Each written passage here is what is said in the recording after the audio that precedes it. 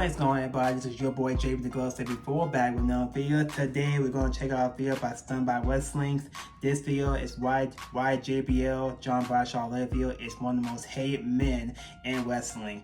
Whew, I can name a lot of stories about JBL. A lot of people say he's a bully. He loves whipping people, and I can see why. There's a lot of stories of JBL hazing people backstage, forcing people to quit their job, to quit the dream jobs.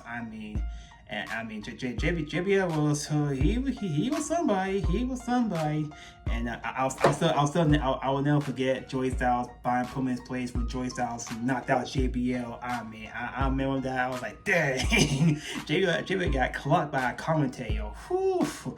But yeah. In all seriousness, we're gonna get into this video right here by Stunned by Wrestling. If this is your first time, this is JPTHEGLOVE74. Follow me on Facebook, Instagram, and TikTok. And also subscribe to my channel for more wrestling content. Let's get into this video.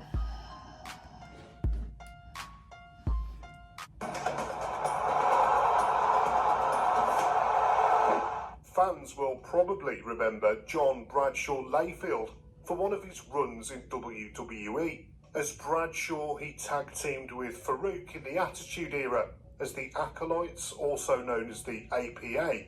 Later, during the Ruthless Aggression era, Bradshaw would morph into a totally different character, that of JBL, and would main event the SmackDown brand and become WWE champion. Yeah, he did. Bradshaw started his sporting career in football, having signed with the Los Angeles Raiders, but he was released before the 1990 season began. By 1992, Bradshaw had transitioned to pro wrestling, debuting for the Global Wrestling Federation based in Texas. Bradshaw had a full and varied career, utilising an entertaining, roughneck, stiff Texan style. His close ups were really stiff. It was really stiff. He would retire from full-time wrestling in 2009. Jimmy had a really stiff close ups.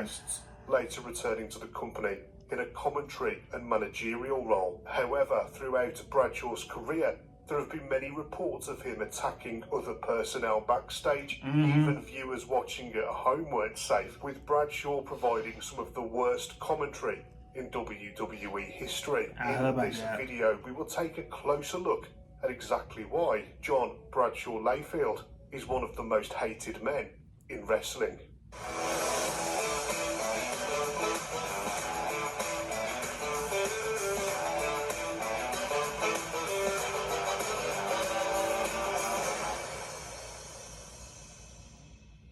There is one allegation that arises again and again from people who have been around Bradshaw backstage in WWE, and that is one of bullying and intimidation. Many WWE employees have either reported witnessing Bradshaw throwing his weight around backstage or say that they themselves have been the target of his harassment. The list of former and current WWE personnel with these allegations is long, but they each have their own story to tell. ECW legend Blue Meanie says that he felt this is such an iconic moment. JBL hazing the Blue Meanie. Who knows that?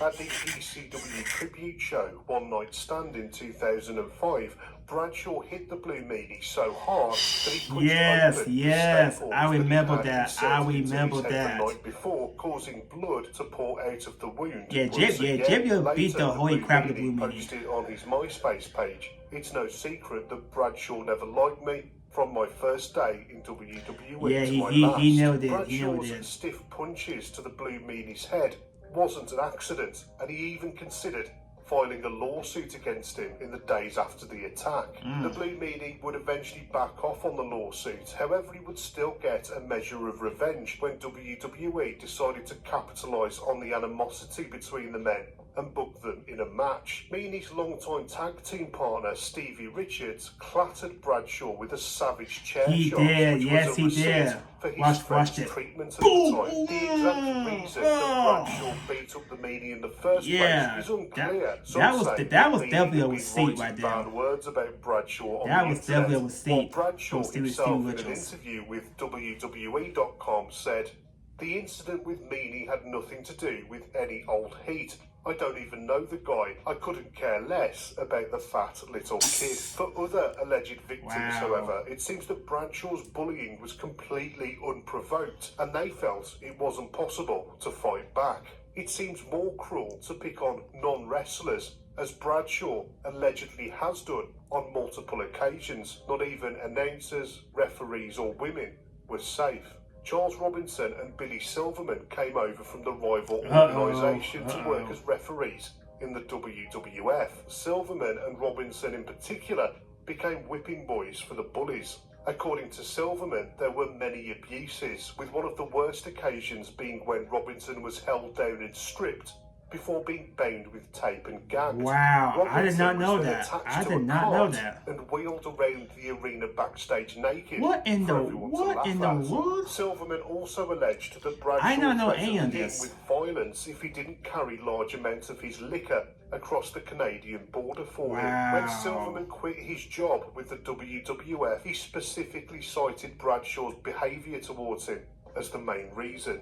Former ring announcer Justin Roberts worked for WWE for 12 years. I think I know this He story released a book right after here. he'd finished with the company entitled Best Seat in the House, where he gives a first-hand account of the bullying and harassment he faced during his time in the company. I think I know this Roberts story.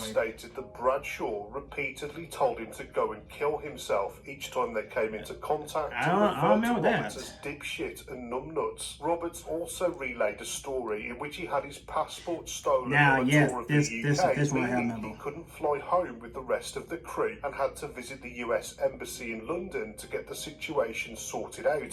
Justin Roberts didn't name Bradshaw in the book. He chose to keep him anonymous instead. John Morrison confirmed that it was him in an interview. He said that Bradshaw had asked him and his tag team partner at the time, Joey Mercury, to steal Roberts' passport for him, but they both refused to do it. In a long deleted tweet, Bradshaw refuted the claim that it was he who took the passport from Roberts, saying, "I didn't take Justin Roberts' passport.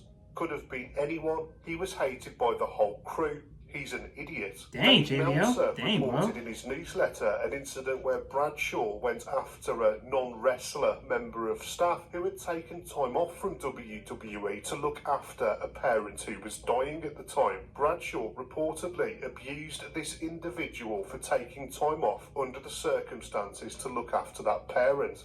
The target of the abuse was speculated to be Lillian Garcia, the ring announcer. Garcia was reportedly reduced to tears backstage after the tirade from Bradshaw. Bradshaw had reportedly also previously dumped a bucket of ice water over Lillian Garcia's head while she was asleep. I think I know that story too. I Always think had I a know that. culture of ribbing and prank playing. The question is, when does ribbing become simply making someone else's life on the road a total misery? In Jeff and Matt Hardy's book, they wrote about one of their early encounters with Bradshaw. They wrote, "All right then," Bradshaw said, "I'm going to give you boys a little assignment. I want you to buy 2 6-packs of beer. On the drive home, I want you to drink them and throw the bottles at road signs." "Okay," I said, even though I was pretty sure we weren't going to do it. The next day, we were in Charlotte. Bradshaw pulled me aside and said, "Hazardi, your mission was fairly simple. Were you successful?" "What's that?" "Did you get the beers and throw them at road signs?" "No, man, we didn't. We don't drink. All we had to do was lie. We should have lied. It would have been a lot easier." Bradshaw was pissed off in the worst way. For the next few weeks, we'd say hello to him and he'd just say, "Go to hell." We'd go to shake his hand and he would look at us, not extending his hand. "Go to hell." Our match was next, so we went to the ring and wrestled, and when we came back, our bags had disappeared. Our clothes, our money, our credit cards, everything. The room was completely empty. Then Bradshaw came walking in and said, "What's wrong, guys?" In his book, Adam Copeland on Edge, Edge wrote about a time early in his WWF career JBL was soap in the Edge in the showers. I know Bradshaw that. while naked in the showers after a match. Yep. The light shining into the shower was suddenly blocked out. I looked over to see Bradshaw standing there in his full cowboy wrestling garb. I went back to soaping myself up until I felt a large calloused hand placed on my tush. I knew both of my hands were in front of me, and I had a sinking suspicion I knew what crazy Texan was lathering my ass. In an interview, Rene Dupree described Rene Bradshaw's Dupree. presence backstage and some of his tactics. Go watch the movie Dazed and Confused. It has a character played by Ben Affleck who basically flunked himself out of high school for the sole purpose that he can come back and haze the young kids coming from junior high and hit them with the stick. That's the best description I can give of Bradshaw. He never personally does anything, but he gets like people under him, like the military, a lower ranking person, to do his dirty work for him. Wow. Dupree debuted in WWE at the age of 19, and he says that he was subject to regular abuse from Bradshaw. In a shoot interview, he said, he's a racist. He used the term every time I walked into the locker room. Steve Blackman has always been considered a genuine badass, the kind of wrestler who could make you his bitch if he really wanted to. Surprising that Bradshaw took a pop at him. Bob Holly relayed the story in his book, The Hardcore Truth. Steve and I were waiting around when Bradshaw came over. It was an early morning flight and John was still drunk from the night before. He started patting Steve's ass. Steve said, "John, I don't play that."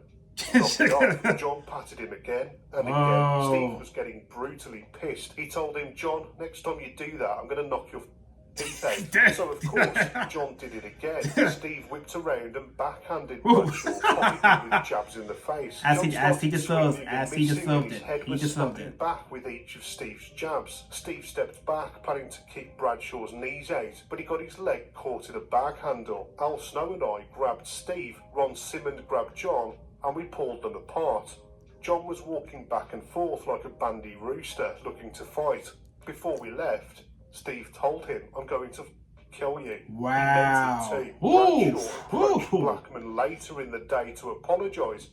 Don't mess with Blackman. Don't mess with Steve Blackman. Because he will end you. At the arena, word had spread amongst the locker room that Bradshaw was in big trouble. "If you have something to say to me, say it now, or I'm going to end you in front of everyone," Blackman warned. Bradshaw ended up sincerely apologising to Blackman, who graciously decided to back off. While it's no surprise that the wrestler, dubbed the world's most dangerous man, snapped in the face of Bradshaw's bullshit, it's more surprising to hear that Joey Styles did the same. It was during WWE's 2008 Who can't forget this? Bradshaw had reportedly spent the majority of the week severely intoxicated and decided to make Styles the latest target of his abuse.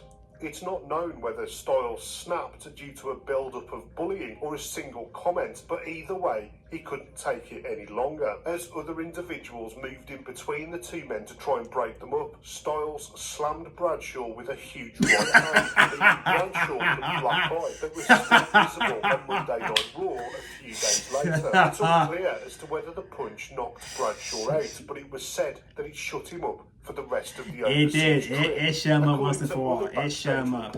Bradshaw spent the majority of that Monday night alone in the locker room, being very quiet and spending time with his head down. Yeah, he knew that he got effed up. Bradshaw managed to piss off a country of fans when he got banned from Germany for throwing up the Nazi salute. Yes, It was June 2004 when the WWE were on their European tour, stopping off in Munich, Germany for a house show. Bradshaw was teaming up with Booker T to take on Eddie Guerrero and The Undertaker in a tag team match. During the match, Bradshaw made the Nazi salute not once but numerous times and then went goose-stepping all over the ring. The taunt nearly caused a riot to break out in the arena amongst the fans, and Bradshaw ended up being banned from Germany because of it. Nazi saluting and goose-stepping is actually illegal everywhere in Germany for obvious reasons, although Bradshaw didn't seem to care. In an interview later, he said, "I'm a bad guy. I'm supposed to incite the crowd. I've done it for decades.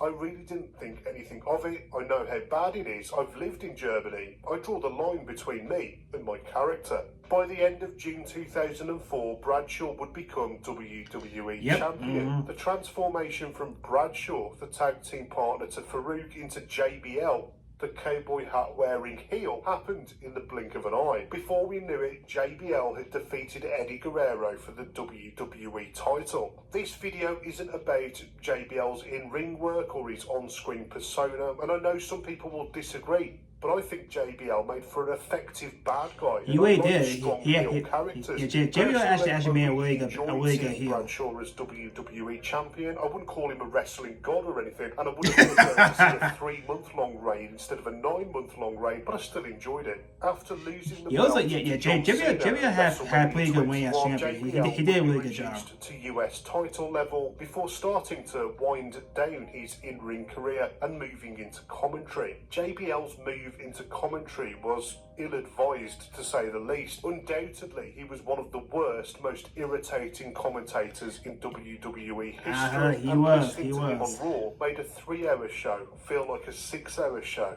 In an interview with Rick Bassman on his Talking Tough podcast, Bradshaw was asked about his reputation of being a bully. He said, "You know, I could have deserved it. I don't know. We were younger, we broke balls, and I was a loud guy from the South. And a lot of people, I think, took that wrong. Whatever you believe about John Bradshaw Layfield, there are few others in wrestling with this many allegations about their behaviour backstage."